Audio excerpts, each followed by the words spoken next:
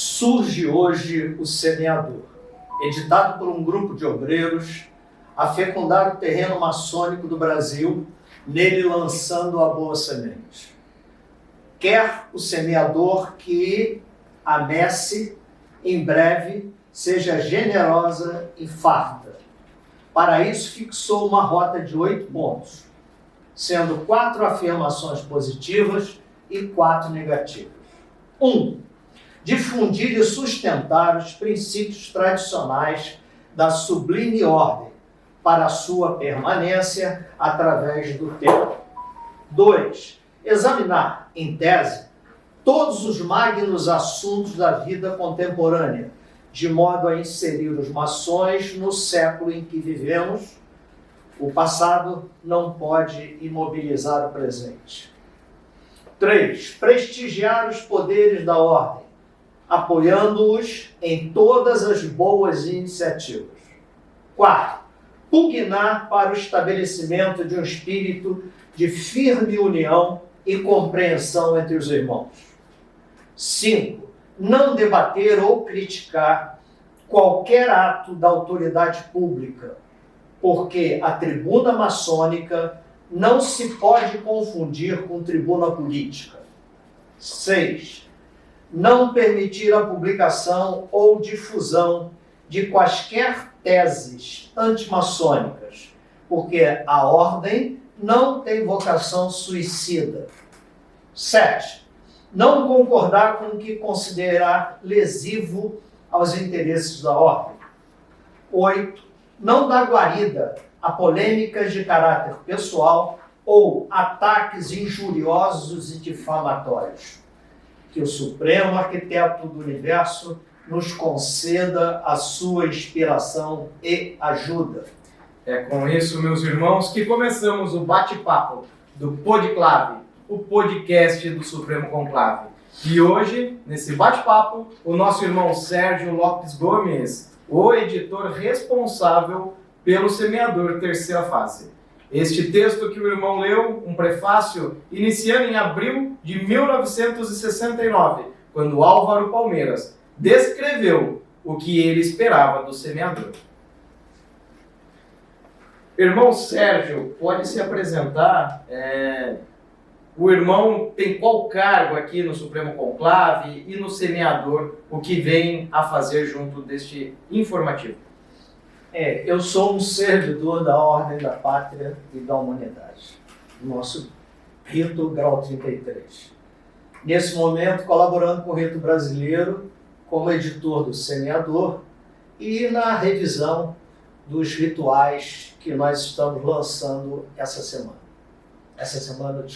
esse ano. E qual o foco dos artigos atuais do semeador? O semeador, inicialmente, nessa terceira fase, que vamos então discriminar as fases. O semeador começa em abril de 69, tendo como editor Álvaro Palmeiras.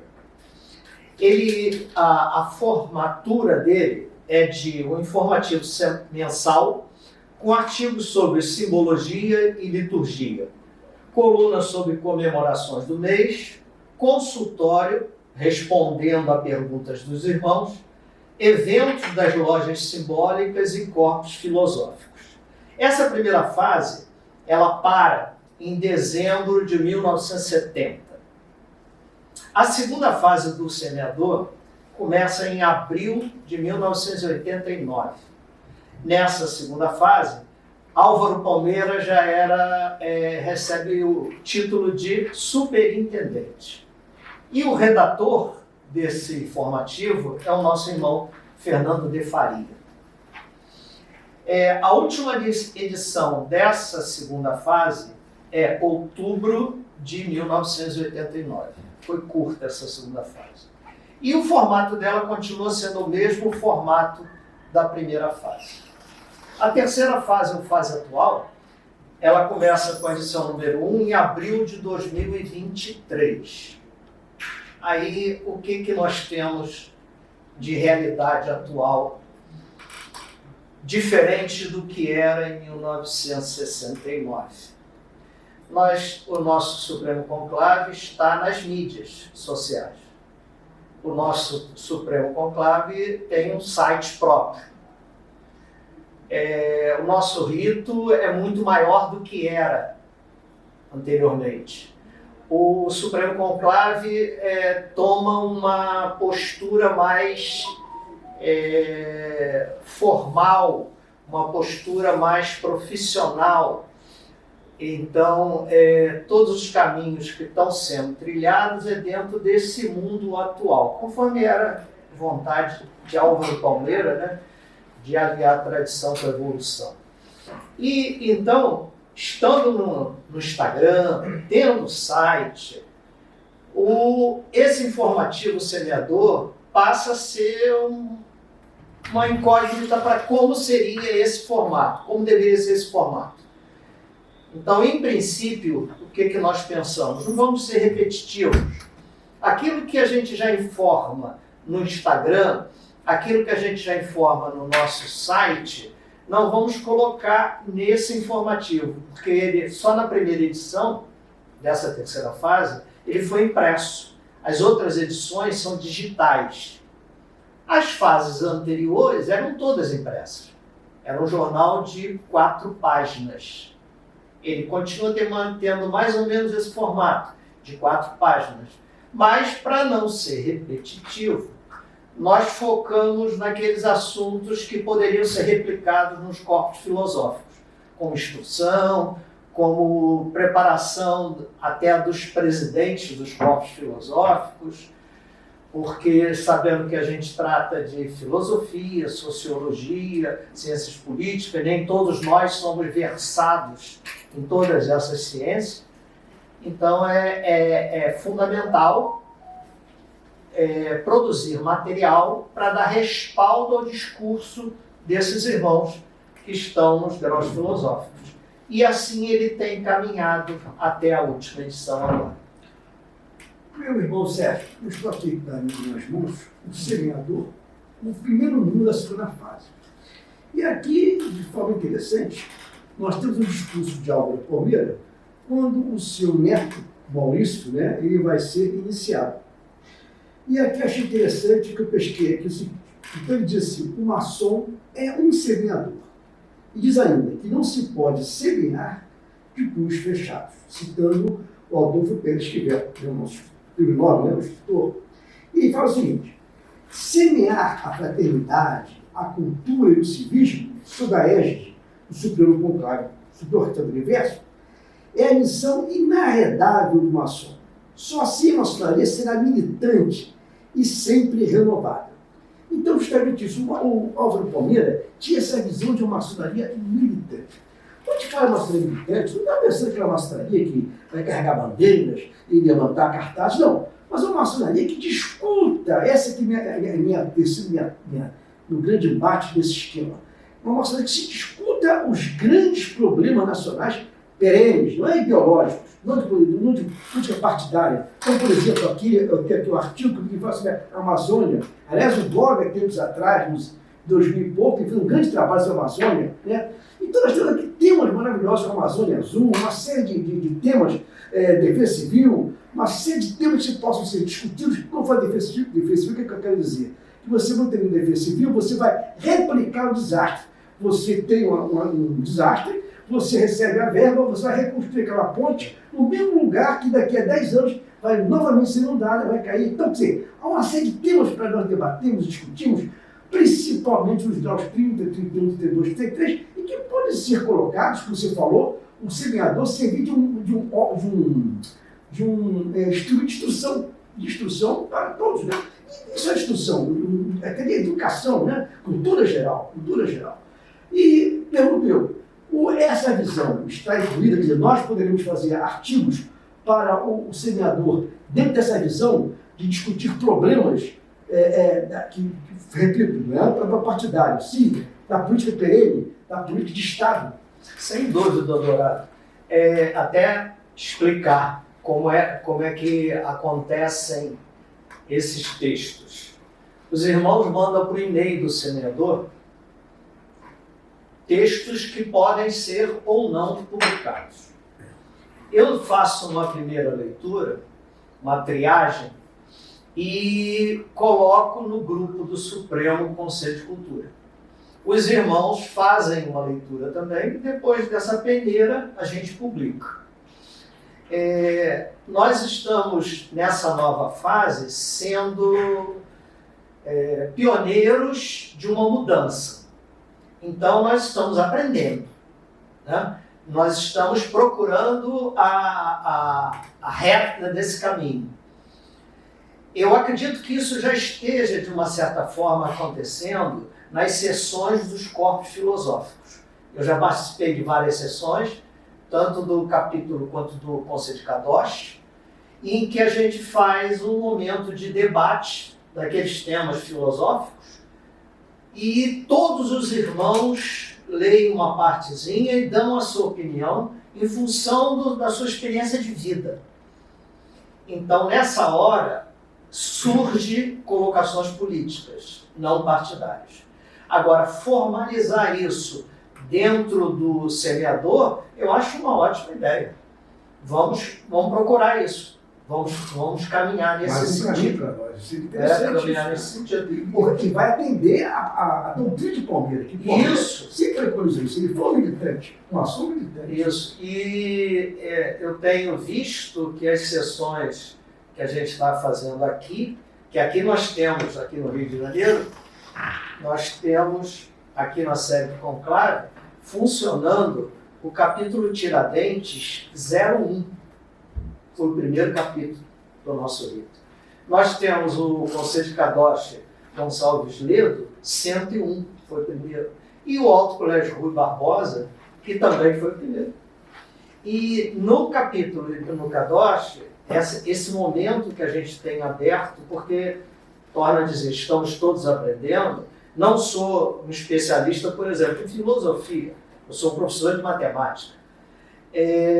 Nesse momento, os irmãos têm ficado entusiasmados por poder participar, por poder falar, por trocar ideia, por colocar uma situação e, de repente, refletir sobre aquilo que ele já passou na vida dele. A gente até brincou uma vez, a gente deu uma de Aristóteles no capítulo, porque nós botamos na mão de cada um dos que estavam mudando de grau naquele dia um roteirinho para ser lido, e a gente fez, cada um leu um parágrafo andando no tempo, os peripatéticos. Muita gente não sabia o que era peripatético, né? Então, são situações assim que estão sendo muito interessantes, estão revigorando o rito. Nós tivemos na primeira fase como editor Álvaro Palmeira, na segunda fase Fernando de Faria. Como o irmão se sente como editor responsável desta terceira fase? Olha, eu na vida profana, eu fui professor de vestibulares no Rio de Janeiro durante 42 anos, e desses 42, os 12 últimos anos, eu fui sócio de um sistema de ensino, fui eu que implantei o sistema de ensino, e nesse sistema de ensino a gente produzia mais de 100 livros diferentes por ano. Livros registrados na Biblioteca Nacional, pagando direito autoral, tudo certinho. E aí eu passei a aprender aquilo que eu não sabia, eu era professor de matemática. Então, vi esse mecanismo de você ter 20 diagramadores, de você ter 5 ilustradores, porque a nossa figura jurídica era uma editora. Então, o meu trabalho é esse, mas esse trabalho de conhecimento está explorado em pessoas como Dourado, pessoas como De Faria, lógico. A gente aqui está numa descida de degraus aqui, né? Primeira edição, Álvaro Palmeira. Segunda edição, Fernando De Faria. Terceira, Sérgio Lopes? Não. Eu sou um tocador desse mecanismo. O conhecimento está muito mais na mão do De Faria e do Dourado do que nas minhas mãos. Você é modesto, você é modesto. Como que os irmãos que têm interesse em publicação de artigos devem fazer? Eles devem encaminhar seus textos para o e-mail do semeador, e após uma leitura minha, né, se a gente tiver uma quantidade de textos acima da capacidade do próximo número, a gente depois encaminha para o Superior Conselho de Cultura, que também faz uma leitura e a gente publica. Ainda não temos assim uma grande produção, apesar de que a gente está difundindo bastante, está orientando bastante os irmãos sobre como apresentar esses textos. E aqui a gente está na presença do João Vicenzo, que é o responsável pela diagramação, que pode dizer para o irmão interessado o que nos facilitaria, como a gente receberia melhor esses textos. O que a gente baliza é que a gente está trabalhando com mais ou menos uma lauda e pouca, né, para quem não está acostumado com a linguagem, uma página de A4, mais ou menos. Exatamente. Então, os arquivos que eles venham a submeter, né, que seja importante que seja enviado em editor de texto, o Word seria um exemplo, né, como o irmão falou, de 1 a 2 laudas ali, para que a gente possa ter materiais suficientes ali para essa diagramação, que é algo que eu faço parte.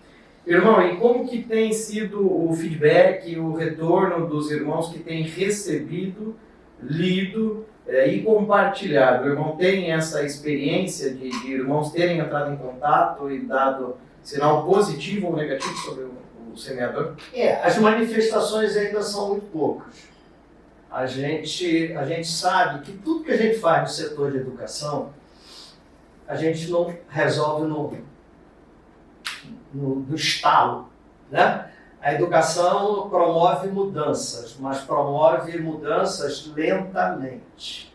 É uma coisa que vai impregnando, né? Então a gente espera no bom sentido, contaminar mais irmãos para que a participação seja maior. Alguns se reportam a mim dizendo que achavam interessante, e geralmente são aqueles que já estão nos grupos dos graus filosóficos ou no próprio Superior Conselho de Cultura. Certo. Você falou no e-mail do semeador. Você se lembra? Você pode falar sobre o e-mail do semeador? O e-mail para envio de artigos é osemeador@scrb33.org.br.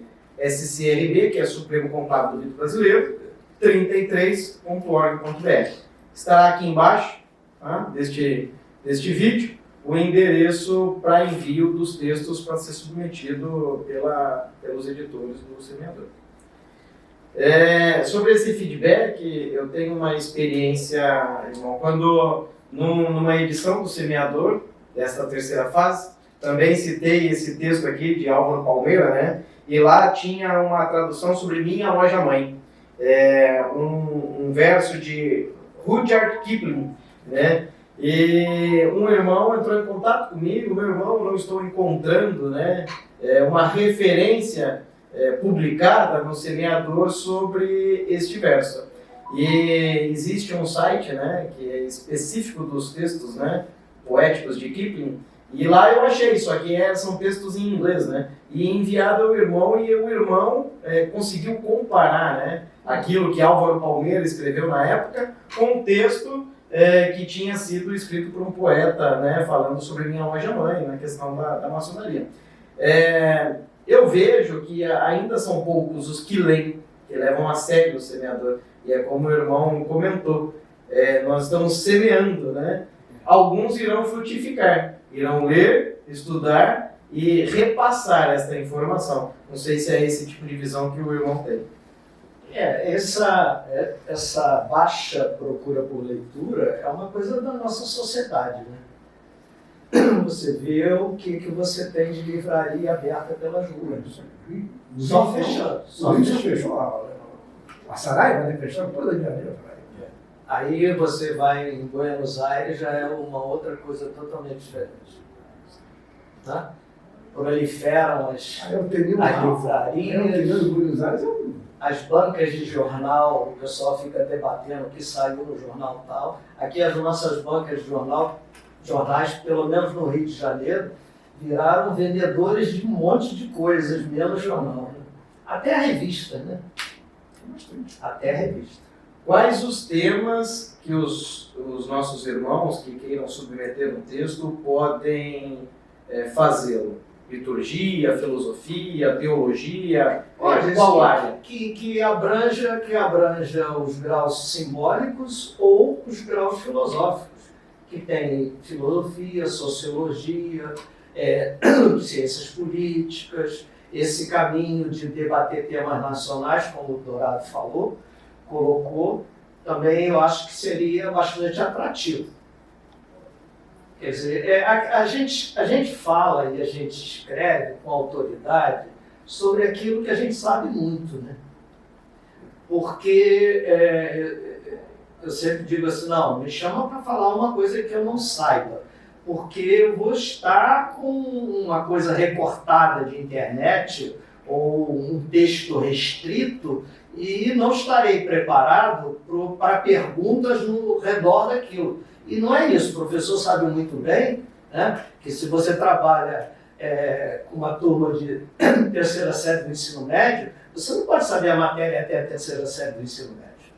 Você tem que saber além. Porque se vier uma pergunta, você vai saber responder. Sérgio, justamente isso. O que você, na tua opinião, o semeador hoje está atendendo bem? Quer dizer, você comparando com o passado. E hoje o semeador está bonito, está bem diagramado, está colorido, mas o conteúdo está atendendo bem? O que você acha? Dourado, eu acho que nós estamos recebendo uma quantidade pequena ainda de conteúdo. Quando nós chegarmos a ter mais adeptos, como diria aquele técnico português de futebol, né, que não diz torcedor, diz adepto, quando nós tivermos mais adeptos, aí nós vamos ter uma gama maior de textos, uma diversidade maior de caminhos, né? E a gente até vai ser mais rica essa escolha do que a gente vai colocar no semeador. O Conclave hoje está colocando à disposição da sua lojinha 2 livros. Um é do Fernando de Faria, que é o Rito Brasileiro, uma doutrina para o século, né? É um livro importantíssimo, é um livro profundo, é um livro que, para aquele que gosta do rito brasileiro, ele trata de uma maneira bem didática, não somente a questão doutrinária do rito brasileiro, como também conta a história do rito, de uma forma bem lúdica, bem tranquila, e abrange muito também sobre Miguel Antônio Dias, né, que é o nosso querido Rosa Cruz, é uma figura extremamente importante na maçonaria, não só brasileira, como também na maçonaria portuguesa, que é da sua origem, mas tem uma grande influência, né, no nosso livro aqui, no Miguel Antônio Dias. Então é um livro de cabeceira, para que você, irmão, sempre, ao escrever um trabalho, ou você vai fazer uma palestra, para que você está sempre consultando e crescendo o seu conhecimento. O nosso irmão Dourado, o nosso irmão Fernando de Faria, escreve como se estivesse conversando com um grupo de pessoas. Ele fala que ele fala os parênteses, ele fala. Quando sempre tem alguma explicação a dar, é parênteses, né? O livro dele é de pegar para ler e ler rápido. Se apaixonar, né? E ele faz ligações, né? Faz ligações de datas, de né? forma muito simples, né? Muito objetiva. Então não deixe de adquirir, né, o livro Rito Brasileiro, uma doutrina para o século. Como bem falado pelo autor do livro, Fernando de Faria, não é a doutrina, é uma doutrina, é a visão do Fernando de Faria sobre o rito brasileiro. E essa visão não é uma visão, veja, eu vou até um pouco mais fundo, não é somente a visão dele, na verdade ela está muito bem calcada no que Miguel Antônio Dias propõe para o Rio. Eu achei interessante isso. Então, muito bem. Eu acho que dificilmente teremos uma outra doutrina. Eu acho que a doutrina aqui proposta no livro dele atende perfeitamente ao nosso livro. Os irmãos interessados adquiram Miguel Antônio Dias, maçom português, que é aquele maçom que deu estalo para a criação do rito brasileiro aqui no Brasil, um rito português, né? Ritos... Ele criou um rito eclético. Eclético, então muita história interessante no livro do Fernando de Faria, e aqueles interessados também pesquisem um pouco mais sobre o Cavaleiro Rosa Cruz, Miguel Antônio Dias. Também, junto a este livro sobre Miguel Antônio Dias, também neste canal aqui do Rito Brasileiro, tem um Café com Cultura, né, feito pelo nosso irmão César Roberto Daniel Dourado, que fala bastante sobre Miguel Antônio Dias. Acesse também, compartilha, curta e assista e fique muito bem informado. E critique também, isso é importante. Sobre outro livro. O outro livro é do irmão Luiz Roberto Maia, ele é sobre graus filosóficos. Se não me engano, é o terceiro livro do Rito Brasileiro sobre graus filosóficos. E é mais uma, vamos dizer assim, eu acredito que este livro esteja aproximando mais dos nossos graus. Também conta a história do rito, de uma forma muito bem contextual, né? Os textos muito interessantes, até porque o irmão, por ser teólogo, então aquela parte, por exemplo, dos salmos, das leituras do livro da lei, ele explica tudo direitinho aquilo, que dá um sentido, porque essa que é a grande preocupação hoje, inclusive, dos nossos rituais novos, é dar sim para o irmão ler o ritual e entender o que está lendo. Porque você tem um livro. Aliás, uma coisa que eu faço uma crítica, nós temos, às vezes, palavras nos nossos rituais que o irmão não entendeu. E, infelizmente, muitos não procuram. No dicionário, né? No dicionário, vai entender o sentido, né? Aquilo. Entendeu? Isso é importante, ter o dicionário do nosso lado. Ou o celular, que hoje você tem acesso facílimo, né? Facílimo para poder entender as palavras. Mas esse aqui do Rio Brasileiro, do Maia, é um livro perfeito, um livro tranquilo, abrange bem os graus, com explicações direitinho, mais um texto, repito, é mais um texto de apoio para os estudos altos graus. Tem esse livro, tem outros livros que me lembro dos irmãos, eu acho que eu não vou me lembrar, não vou tentar aqui querer, mas tem mais outros 2 livros sobre esse texto.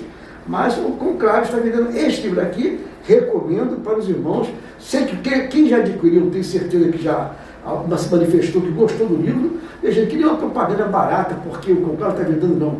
Até porque eu não vou recomendar uma coisa que não se tenha nenhum sentido. Né? É porque realmente aqui está sendo vendida porque tem uma qualidade de texto e que vai realmente auxiliar o irmão no seu estudo dos altos graus. Então fica essa recomendação, esses 2 livros, que o irmão de Faria e o irmão Maia, para que enriqueça sua biblioteca, né, sobre o rito brasileiro. Então é isso, os interessados entrem em contato com o Rito Brasileiro, adquiram os livros que estão disponíveis para compra para enriquecimento dos estudos nos graus filosóficos do Rito Brasileiro.